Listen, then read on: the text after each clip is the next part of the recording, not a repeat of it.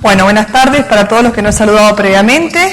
Como introito, al igual que mis copanelistas, deseo agradecer a los organizadores de Argentina Mining por convocarnos una vez más. Hace unos meses, cuando Paola Rojas me llamó para invitarnos, le pregunté qué tipo de tema quería que tratáramos.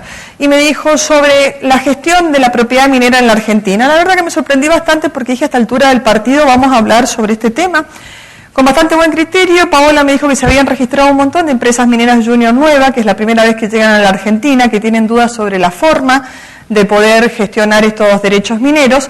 Por lo tanto, para aquellos que están presentes, que muchas de las caras los conozco y que sé que son temas archiconocidos por ustedes, que sirva de repaso para los que son nuevos en la materia, voy a hacer justamente un repaso a vuelo de pájaro porque el moderador nos advirtió que iba a ser muy exigente con el tiempo y así lo ha sido. Así que, rápidamente. La nación, antes de se dictar la Constitución Nacional, la nación argentina, como la conocemos, no existía, sino que era un grupo de provincias lideradas por caudillos regionales. No se asusten, no es una clase de historia, es una introducción. Era un grupo de provincias lideradas por caudillos regionales que ven en algún momento la necesidad de organizarse institucionalmente y de esta forma dicta una Constitución Nacional. Constitución que después tiene varias reformas posteriores que no viene al caso analizarlas. Pero lo importante es que en esta Constitución Nacional se fija en el artículo 1 cuál va a ser la forma de gobierno que vamos a adoptar. Y dice que la nación argentina adopta para su gobierno la forma representativa, republicana y federal. Con respecto a lo representativo, rápido, el tiempo es tirano. Significa que el pueblo no delibera ni gobierna, sino por medio de sus representantes, de modo tal que cada 4 años los argentinos vamos a elegir presidentes, diputados, senadores y todos aquellos funcionarios que nos representan. La forma republicana hace referencia o viene de lo que significa la res pública, que en latín significa la cosa pública. ¿Cuáles son los pilares de la república? Bueno, fundamentalmente la división de poderes, que control de los poderes entre sí, el ejecutivo, que es controlado por el legislativo, y el judicial, que controla a los otros dos, la elegibilidad de los funcionarios en sus mandatos, que deben estar limitados, la garantía de las libertades individuales y, por sobre todas las cosas, una constitución escrita que establezca esto. Llegamos al punto que nos interesa, que es lo federal, que más o menos Florencia ya lo mencionó recién. ¿Qué implica lo federal, que no poco dolor de cabeza nos trae al momento de aplicar las normas mineras? La existencia de dos poderes, provincia y nación. El objetivo es la descentralización de poder del gobierno nacional a los gobiernos locales. Hasta ahí no habría inconveniente. ¿Por qué nos afecta desde el punto de vista de la aplicación del derecho minero? Esta filmina, que está llena de color y parece una ensalada de frutas, es a los fines que ustedes determinen o vean en la misma cómo todo el tiempo está provincia y nación relacionándose una con otra. Principio, las provincias son preexistentes a la nación, tal como dije. En segundo lugar, las provincias conservan todo el poder no delegado a la nación, dice la Constitución Nacional. Es decir, yo provincia tengo el poder, pero necesito constituirme como nación, entonces conservo todo el poder que no te doy. La Constitución prevé también que corresponde a las provincias el dominio originario de todos los recursos naturales, entre ellos de los minerales, obviamente existentes en su territorio. También que las provincias delegaron a la nación el dictado del Código de Minería, pero no pueden alterar las jurisdicciones provinciales. Y las leyes de procedimiento minero son dictados por las provincias y reglamentan el Código de Minería de la nación. Entonces, todo el tiempo. Yo, provincia, soy dueña de los derechos, de los recursos minerales. Pero te doy a vos, nación, la facultad de dictar el Código de Minería, pero con una condición: no vayas a afectarme en mi jurisdicción local, porque yo para eso me reservo por mi autonomía la posibilidad de reglamentarlo. Por eso es fundamental al momento de solicitar derechos mineros preguntarle al cliente, dígame usted, ¿dónde va a iniciar su actividad? ¿En qué provincia?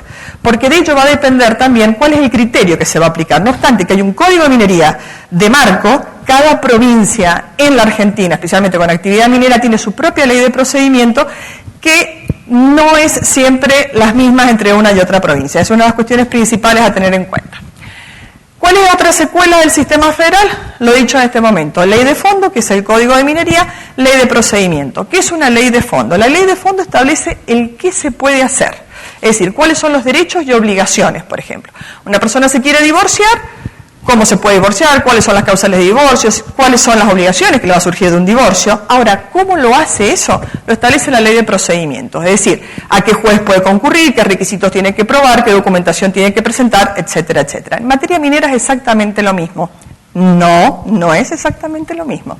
Es exactamente la única excepción que tenemos, o alguna de las excepciones que tenemos con respecto a los códigos federales. Porque el Código de Minería de la Nación establece en el artículo 1 que se va a regir los derechos, obligaciones y procedimientos. Entonces el Código de Minería de la Nación tiene una cantidad de normas, de procedimientos, que lo que produce es una superposición con las leyes de procedimientos mineros de cada provincia y en muchos de los casos la contradicción entre una y otra norma. Esto no es para asustarse, significa simplemente que es un poco más complejo, lo cual no significa que no se puedan solicitar y consolidar derechos mineros en este país. Okay.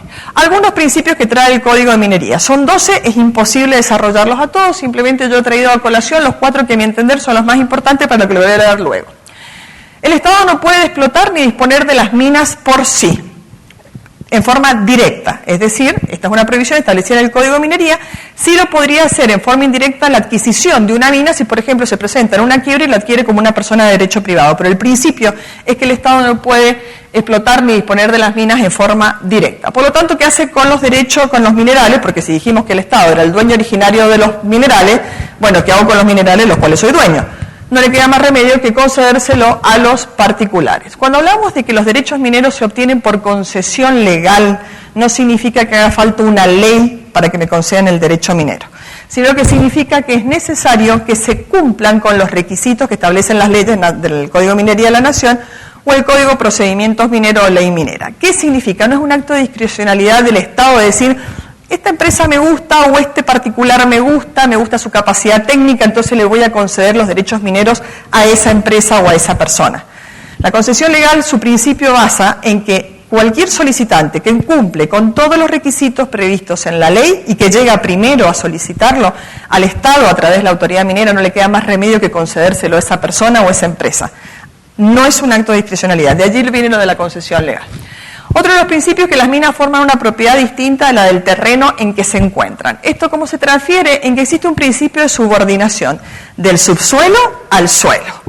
Créanme que no es fácil que los superficiarios entiendan esto. Tratar de que un estanciero que tiene una estancia de hace 4 generaciones en su familia y que de repente uno va y le dice, no, pero mire, ¿sabe qué? Ahora esta empresa minera tiene derechos mejores o más importantes que los suyos, no hay manera. Sin embargo, el principio existe. ¿Y por qué existe este principio? Por lo que mencionó recién Florencia. Porque la exploración y explotación de las minas reviste el carácter de utilidad pública y porque el Estado es el dueño originario de los minerales, aun cuando no sepa si los tiene, ¿sí? Los minerales no son cosas que no pertenecen a nadie, pertenecen originariamente al Estado, aun cuando no sepa que en ese lugar el mineral. Si después se sabe, sí, fantástico, soy el dueño de los minerales. Justamente por esto es que existe el tema de la subordinación del subsuelo al suelo.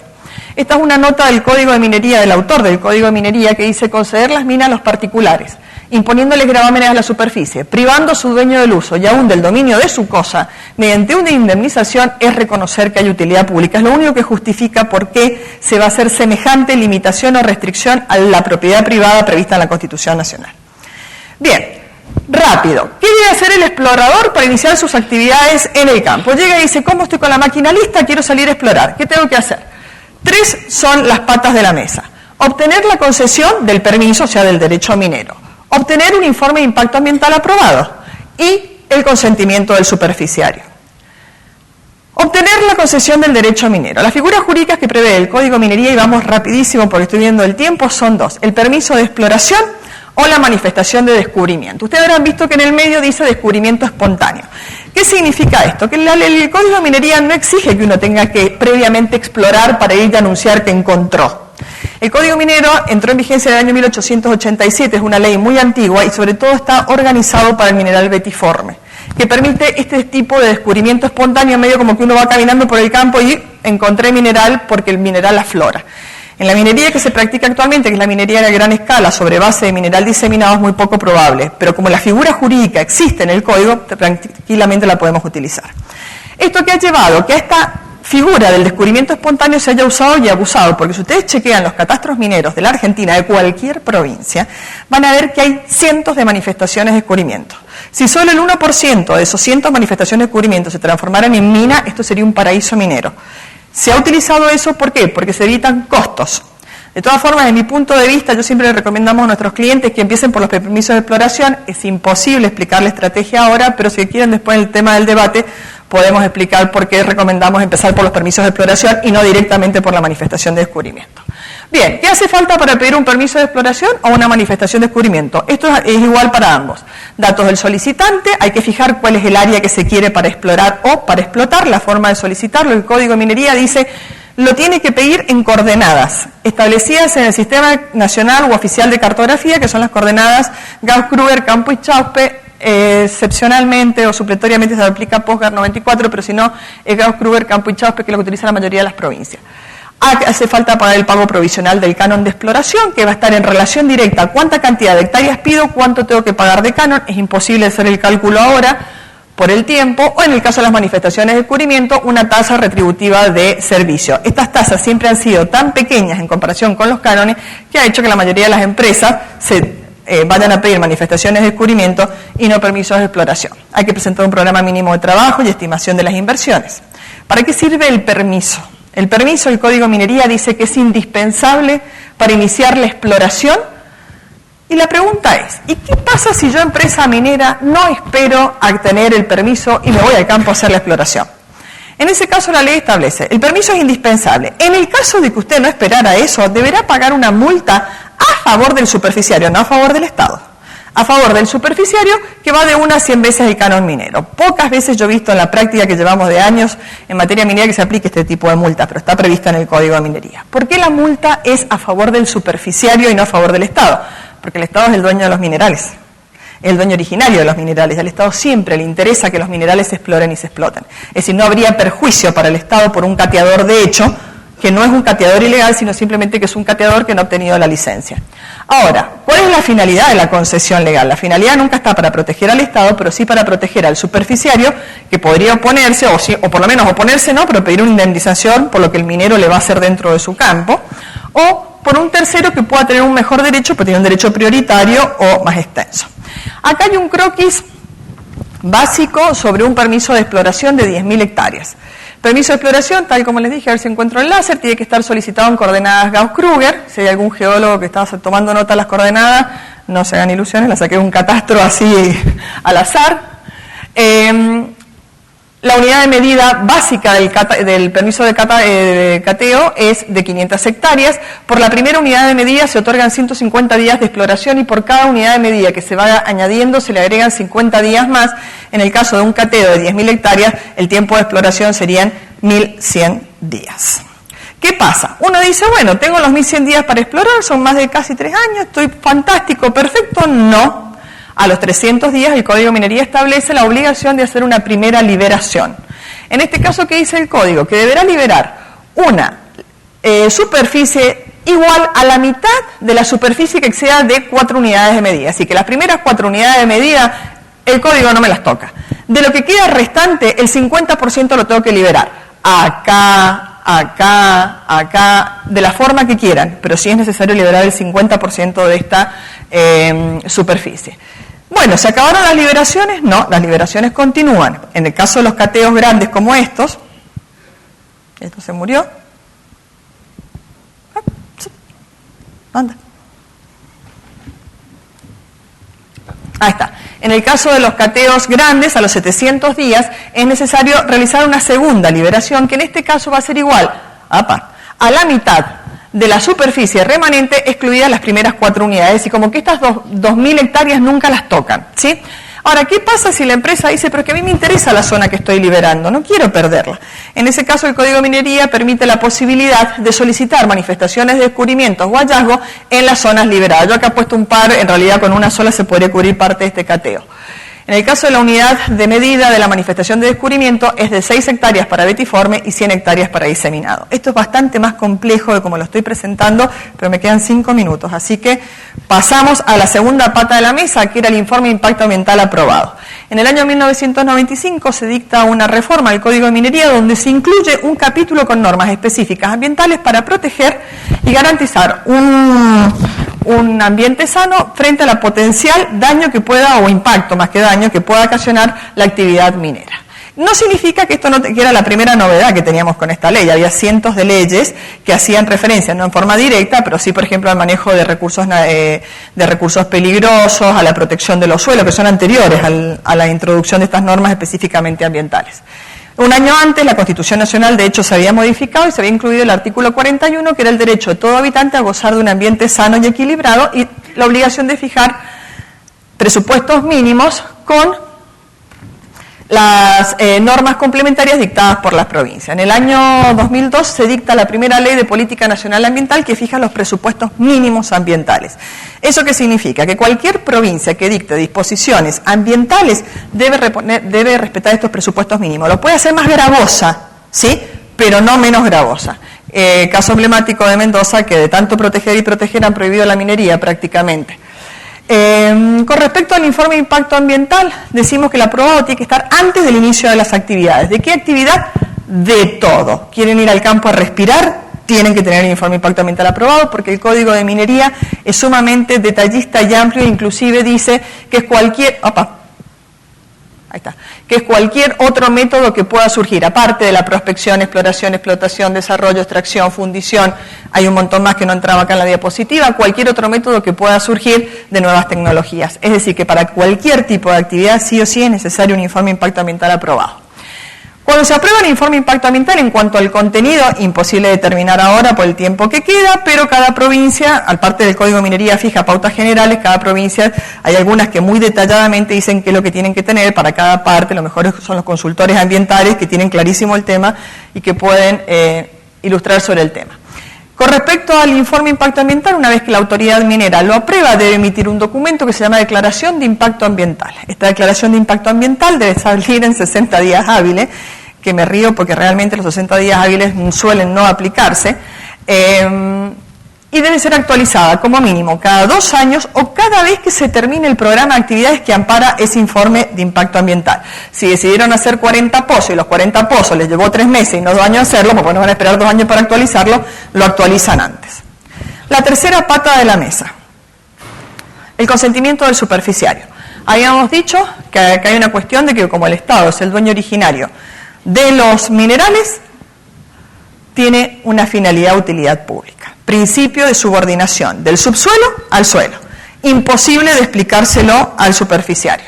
De los 3 intereses que tenemos para conciliar es el del Estado, que a toda costa le interesa que se saquen, se exploren y se exploten los minerales, que él no puede hacerlo por sí mismo. El otro interés es el del minero, que mientras menos condicionamientos me pongan y mientras más fácil sea mi actividad, bienvenido sea. Y por última, la del superficiario, que perplejo ve entrar a estas nuevas industrias que dicen: yo siempre he sido el dueño, tengo una Constitución Nacional que me dice que la propiedad es inviolable, tengo un Código Civil que me dice que mi derecho es esto, y ahora me vienen a decir que yo tengo que tener mi derecho de propiedad restringido, o incluso se puede llegar hasta la expropiación de parte del terreno superficiario para las necesidades de la mina.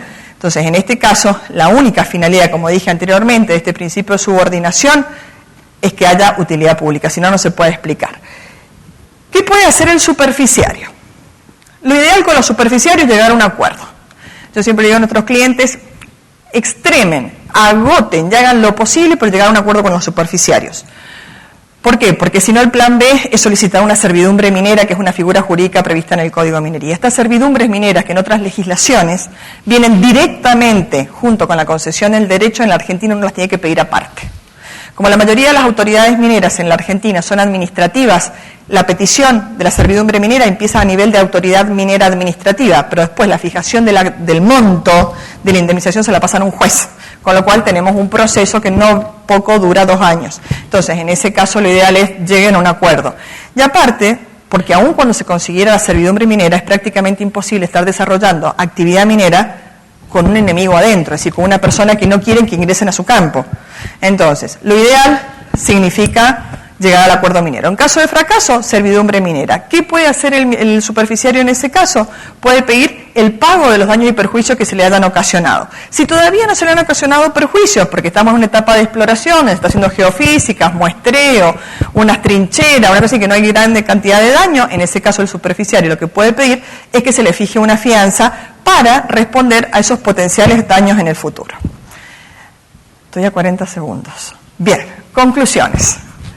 El tema es muchísimo más extenso, hay muchísimos más cálculos, gráficos que se podría hacer con respecto a lo que hace falta para solicitar la propiedad minera. Hay buenas noticias para todos. Para todas aquellas empresas que están llegando y que por primera vez se ven frente a este cuerpo normativo del derecho minero argentino. Es complicado solicitar derechos mineros, lo cual no significa que sea imposible conseguirlo. Muestra de ello son las minas que tenemos funcionando y los cientos de proyectos de exploración que están en etapa avanzada. La buena noticia también es para otros, y es que gracias a que es un poco complejo, los abogados siempre vamos a tener trabajo con las empresas mineras. Quedo a disposición de ustedes para cualquier tipo de pregunta al respecto. Gracias. Muchas gracias, Patricia.